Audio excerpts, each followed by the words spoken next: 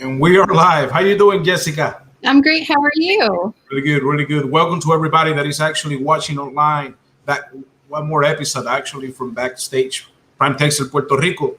Today, I'm going to give you a little bit of an introduction in Spanish for the people that is watching in Spanish. Bienvenidos una vez más aquí a nuestro episodio de nuestra plataforma de backstage, Prime Texel, Puerto Rico. Nos enorgullece tener a una artesana directamente desde Florida que nos ayudó en este proyecto de Lana Texel.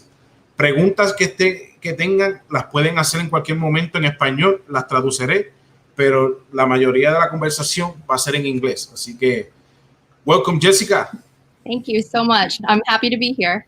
I really appreciate you took time out of your busy schedule to share with us part of your experience working with these Texel wool, this Texel yarn made up of natural wool.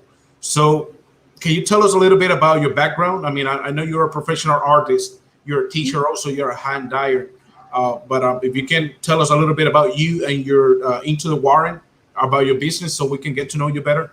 Absolutely. So yes, I'm Jessica. I'm from upstate New York originally, but I live here in Central Florida, which is kind of scary because I knit all these beautiful garments that I can't wear most of the year because it's too hot.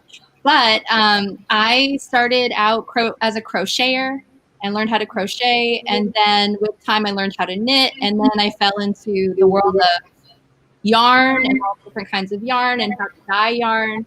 And that's when Into the Warren began. At the beginning of this year, I officially made it a business and have been doing really well over the last few months. And I'm really happy and grateful. And it's been a fun way to show my art skills and my creativity. It's great for my creativity, especially during quarantine. It's been a fun way to do stuff. So that's kind of how we started. We're pretty new, but it feels like I've been doing it a long time. So yeah. For those of you that probably are asking about how can you contact Jessica, let's go straight up with it. I know there's a lot of fans of Etsy out there. My wife is one of them. Probably she's watching. So she has her store on Etsy. You can find her by searching by Into the Warren, if I'm not mistaken. I'm not an expert on Etsy. You're right. Right. So you can find all the beautiful pieces that actually she made. That is actually how I met her. I was looking for somebody that probably can work with us in order to hand dye some of the natural Texel yarn that I had available, and Jessica came up. So I really appreciate it. She stepped up into the challenge. Yeah. So for some of you guys that probably doesn't know what is a Texel sheep, let's go really fast talking about the breed. So it is actually a sheep that came, its beginnings actually in Europe, in the Texel island. As you can see, it has a lot of wool. It's not a high quality wool like the Merino or some other sheep wools are, around the United States, but we definitely can do something with it. The main purpose of this sheep is actually utilizing on the lamb meat market. Because of the nice qualities that their carcass has and how they develop muscles and how well they can transform feet into muscle and then lamb meat. So that is basically the main purpose. This is a Texel sheep out of Puerto Rico, part of our operation. As you can see, it has a nice wool, but it's not actually a really fine and wool like the Merino. But in some cases, or actually for most breeders, this wool just goes to waste. They don't like to do nothing with it because there's not a lot of market out there for it. But this time we took a challenge. We decided that we didn't want to waste the wool. We want to do something different with it. That's where Jessica and her skills actually comes into play. So we shear our sheeps at least twice a year, and you can see how we do it back home in Puerto Rico. This is part of the wool, and this is a natural yarn. This is exactly what I sent to Jessica, right, Jessica? Yes, that's exactly how it came to my doorstep. Alrighty, so walk us a little bit about how we contact you through Etsy. We send you some messages. What was your first impression when I told you, listen, I have some natural Texel wool that I want to try? I mean, did you hear about the breed before? I actually didn't. So I started out when I dyed, I started out using merino wool because that's usually the go-to typically, and it's a lot of places where you buy from mills. That's what they have is merino. Then I moved on to blue-faced Leicester wool, which was my next different type of wool, you know, and I really love the rustic feel of it. So when you talked about the Texel wool and I saw these photographs and I got it in the mail, I was like, look at how beautiful this, it's so rustic and it's natural. It's not treated with chemicals or bleach. And it already had that soft, like, you know, off-whitish cream color to it. And I knew right away that when I dyed it, it was going to look really beautiful. So Now, how you compare these wool? I mean, these yarn versus some other natural wool that actually you guys, I mean, people like you like to use, you know, for dyeing, especially that merino. yeah, so compared to the merino, the first thing that I noticed right away, because when you're dyeing wool, it's kind of smelly, like your house kind of smells. You have to put vinegar in it and you heat it up, so it has this smell. Merino is so smelly, and so my husband always gets annoyed by it. But when I actually heated up this wool and dyed it, it does have a smell, but it's not a bad smell. It's just a different smell, and it was way more tolerable. So that was good. So I noticed that. And the other thing about it is compared to the merino, it absorbs a ton of water. So you see it here in its natural form on this photo. But if you add water to a steam pan and put the yarn in it, it plumps up right away. It absorbs so much water, and then the surface seems really dry. So in my mind, the initial thought was, if you knitted or crocheted with this wool, you could be in Antarctica and it could be 50 below, and you would stay so warm and dry. It just has that natural quality that I don't see in merino necessarily. That is interesting. And actually, I bought these natural wool, yarn wool. I mean, if we can call it like that, here in Georgia, from a Texel breeder that she had it processed it probably like 3 years ago, and she just had it in her house. She didn't find any market for it. She didn't know what to do with it. And I said, you know what? I'm gonna take a chance. I'm gonna buy it all, and let's just see what we can do. And I'm glad I was able to find you. So here is actually what you start doing with it. I mean, can you walk us through what is this? What I'm seeing? Absolutely. So what you do, especially if you want more than one color in a yarn, you lay out the hanks of wool or the groupings of wool that you have in a steam pan. It's like a buffet pan, like you would have at a restaurant, hotel, or something. And you pour water in it. So you can see here, there's very little water because the 16 cups of water that I put in there all absorbed into that wool. Wow. So it's relatively dry. And then you're pouring the dye mixed with water and vinegar. You're pouring it on top in whatever areas you need. And you can see in the top corner there's still some dye in the water. This is not treated wool, so it takes a long time for that dye to soak into that wool. It takes a lot of vinegar and a lot of heat. But what happens is because of that, you get this nice overall tone that's not, you know, it's not too much. It's very light and soothing in color. So that's a really bright emerald color there. Oh, my wife loved this color. This is one of her favorite yarns, actually.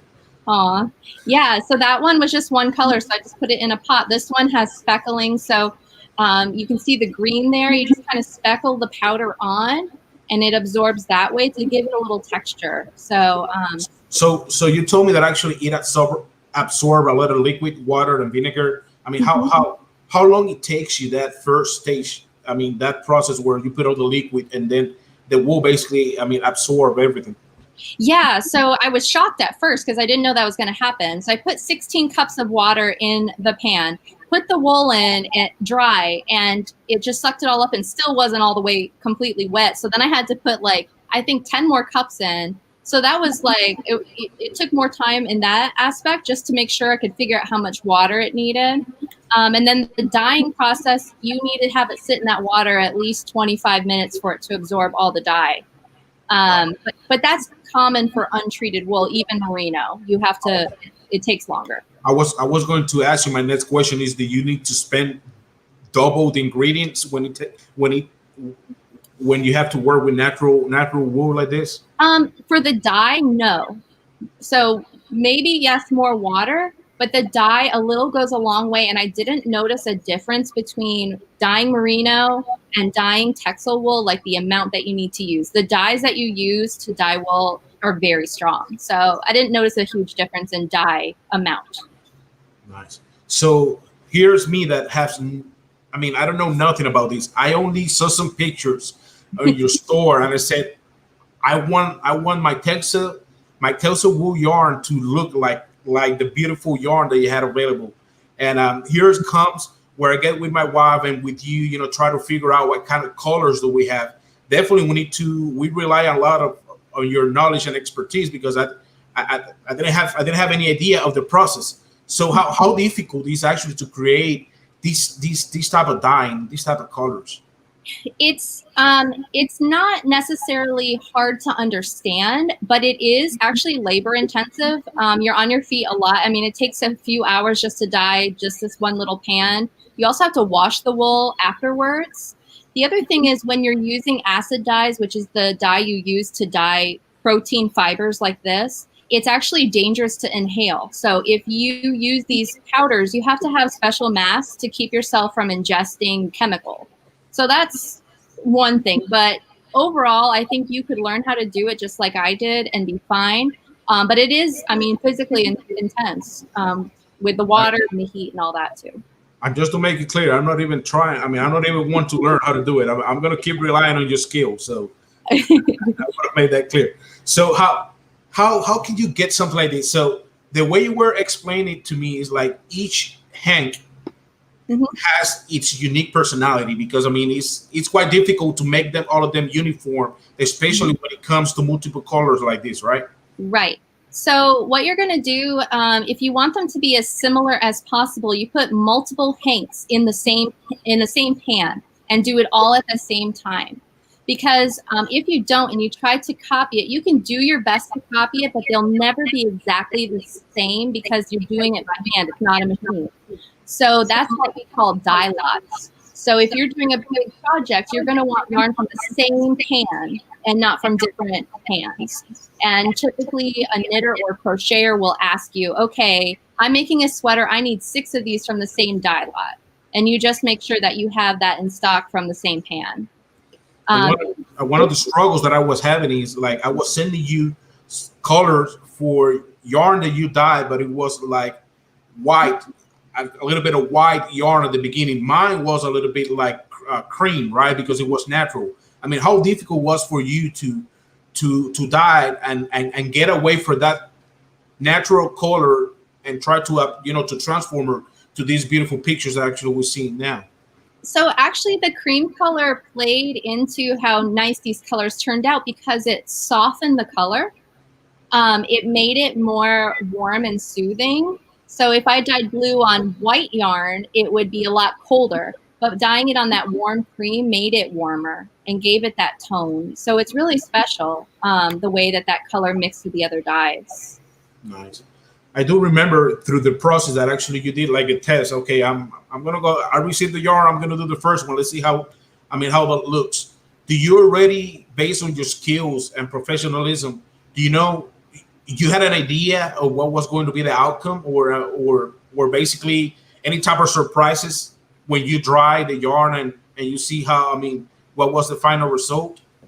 Yeah. So number one, I was scared to death that I would dye something that you hated. So that was the first thing because I just met you and I wanted you to be happy. So I wanted to make sure I was dyeing it the best of my ability and that you would like it. Of course you liked everything. So it was okay. But one thing about dyeing yarn is sometimes it's a game of chance. You have a vision in your mind. This is what I want the yarn to look like. You do it the way you think it needs to be done. And it turns out different. And you have to accept that. And sometimes, not your wool in particular, but I have dyed wool that I thought, oh no, this is going to be so ugly. And I wash it and I hang it up. And when wool is wet, it's not that pretty. But once it dries and fluffs up, all of a sudden it's like this whole, you totally change your mind. You're like, oh my gosh, this is the most beautiful design I've made so far. So, you know, you don't know until it's colored, washed, and hung up to dry, and then you figure it out if you like it, you know. But yeah, a lot of it's chance. And just to give an idea, actually I sent about 45 hanks, if I'm using the right term. Yes. Each hank had about 222 yards. Yes. Yes. For a total of 9,990 yards. So I mean, it was a big, at least for me. It was something big. I mean, I didn't know exactly what I was buying. I mean, when I first bought this yarn, I didn't know nothing about it. I only knew that it was made out of Texel wool, and somehow I needed to attach that story into the yarn. I didn't know nothing about quality, texture. I didn't know nothing about dyeing. So I mean, everything that I learned so far is actually thanks to you and all the reading that actually we can do about it.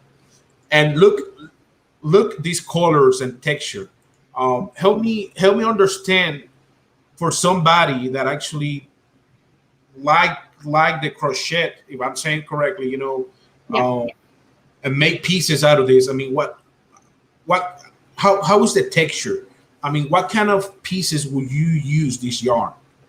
Yeah, so the texture is so nice because it is spun in an old mill, which you don't really get anymore. So it's really neat. This is a 2-ply, meaning that there are 2 strands of wool being twisted together. And there are different plies. You can go from 1 all the way up to 4 or 5, depending. So this is a 2-ply, which gives it that cool texture, that rustic texture. And when you are knitting or crocheting with it, you would want, this wool in particular doesn't pill. I don't know if you know what pilling means. It's like when you're rubbing like a sweatshirt and it gets those little balls of like fabric that you have to kind of pull off. Yeah. Some yarns do that. So if you made a sweater and you had any friction, it would cause those little like yarn balls to form. This wool seems durable enough that it's not going to pill. So you could use this for anything. You could use it for shawls, sweaters, mittens, hats. Anything that would keep you really nice and warm during the colder seasons, I would recommend for this wool. But yeah. And this is could be a stupid question, but I need to ask it. If I washed this yarn, I mean, does that color goes away or just stays? So, okay, so this is this dye is specific for protein fiber. So what happens is this is part of the a lot of labor that's involved in dyeing yarn. So once all that dye, so you put the dye in the water and you know it's all done when the water is completely clear. All that dye has to go into the wool. When you pull that wool out of that steam pan, there's no dye in it at all.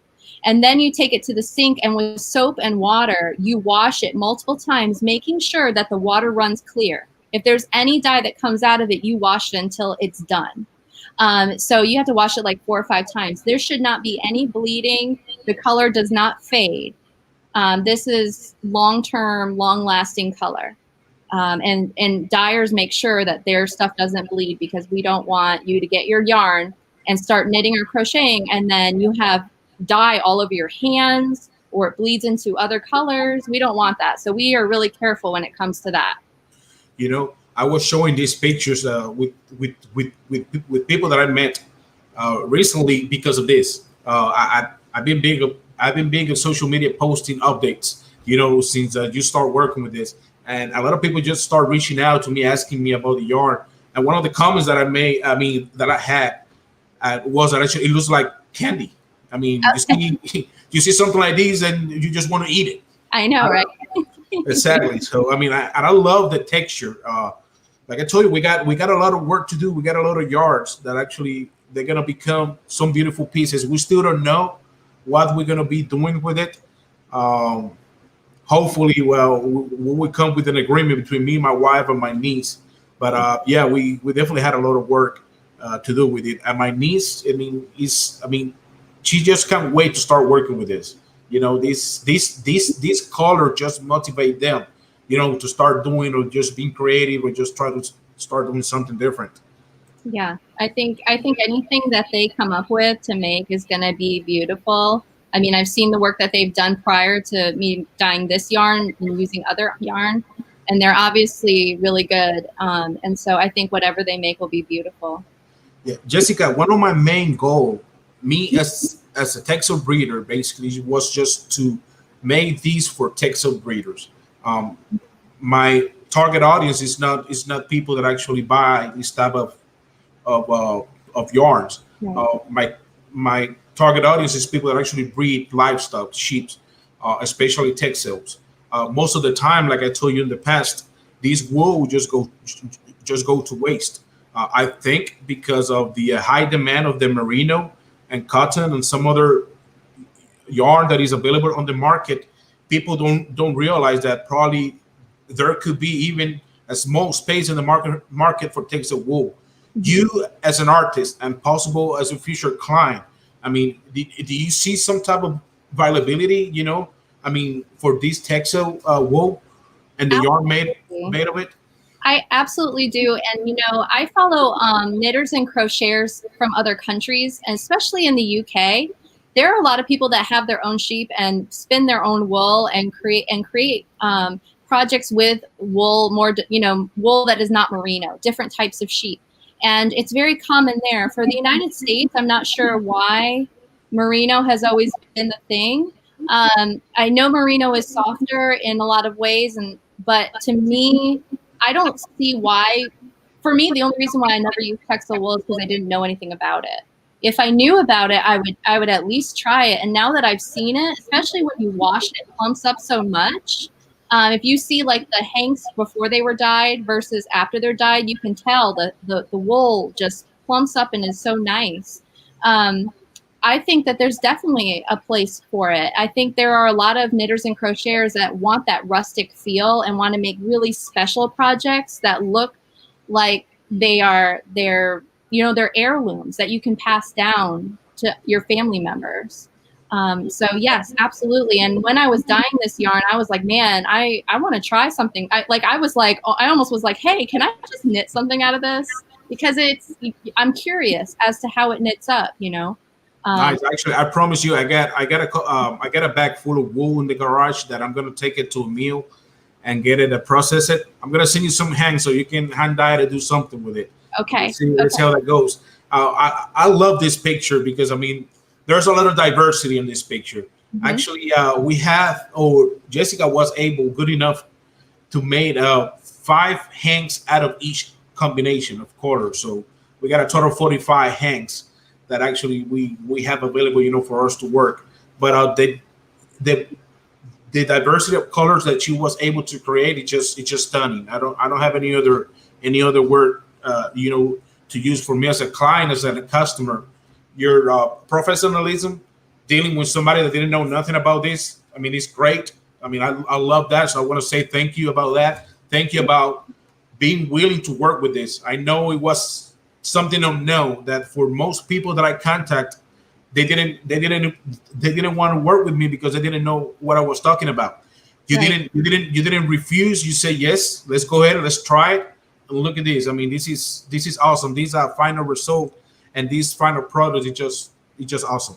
Thank you so much. I was so surprised that you contacted me and that this was for real. Because I just thought it was such a cool project, and it was such a smooth project. There were no issues, and we just worked together, and it was really great. So I appreciate you very much, and I'm so grateful that you found me and that we could do this together. So thank you so much. No, and I hope this is not the last project. I mean, hopefully we're going to be able to keep working together. Yeah. Any last comment that actually you want to mention about this project that probably I missed during the conversation? I mean, the only thing that I would add to the conversation is that, like I said, the reason why I never used this wool is because I didn't know of it. And so I think if you are a Texel breeder, if you're a rancher and you have Texel wool and you want to use it, put it to good use, the most important thing would be to get the word out about it. Spread it around, just like you're doing by showing what you can do with it. Because the more information that people, especially people here in the U.S., the knitters and crocheters, they're going to want to invest in it because they're hearing about it. So it's really just word of mouth and passing it on. But there's nothing wrong with the wool. It's beautiful, and I had so much fun dyeing it.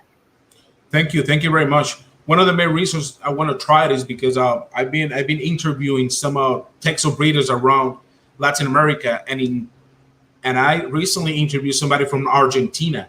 Oh, wow. And Argentina is really big on merino, so they are utilizing the Texel wool. I said, how come in a country where the merino is so popular, the Texel wool has its own space in the wool market? I mean, we got a good chance here in the United States. So let's try it, and here we are trying it. And I'm gonna say it again. I'm glad that I was able to work hand to hand with you. This is not the end, because I mean, now we need to transform these wool into nice pieces. I want to definitely keep you and everybody posted about it.